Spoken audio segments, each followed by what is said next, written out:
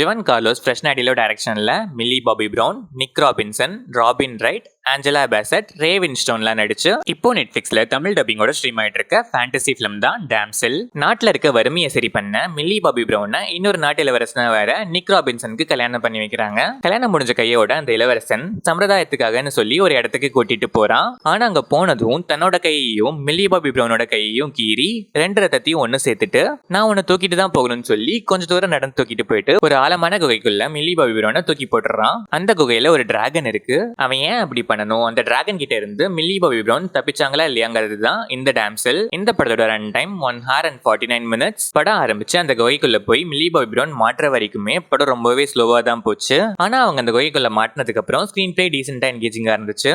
Straight plot தான், எந்த டிவியேஷன்ஸும் இல்லாம நீட்டா எக்ஸிக்யூட் பண்ணிருக்காங்க. மில்லி பாபி பிரவுனுக்கு தான் ஸ்கோப் அதிகம், நல்லாவே பெர்ஃபார்ம் பண்ணிருக்காங்க. அதே ஆர்டிஸ்டுமே சீன்ஸ் கம்மினாலும் கொடுத்த ரோலுக்கு நீட்டா பெர்ஃபார்ம் பண்ணிருக்காங்க. அன்பிரடிக்டபிள்னு சொல்ற மாதிரி எந்த சீன்ஸுமே இல்ல. ஃபேண்டசி ஜானர் தான், அதனால லாஜிக்ஸும் இல்ல. விஎஃப்எக்ஸ், விஷுவல், சினிமாட்டோகிராஃபி, பேக்ரவுண்ட் ஸ்கோர்லாம் நல்லாவே இருந்துச்சு. ஓவராலா பார்த்தா ஷார்ட் ரன் டைம் தான் இந்த டேம்செலோட பெரிய பிளஸ். பிரெடிக்டபிளா இருந்தாலும் என்கேஜிங்கா இருந்துச்சு. ஆனா லாஜிக்ஸ் இல்ல. ஃபேண்டசி ஜானர் ஆடியன்ஸ் கண்டிப்பா இந்த டேம்செலை ஒன்ஸ் ட்ரை பண்ணலாம்.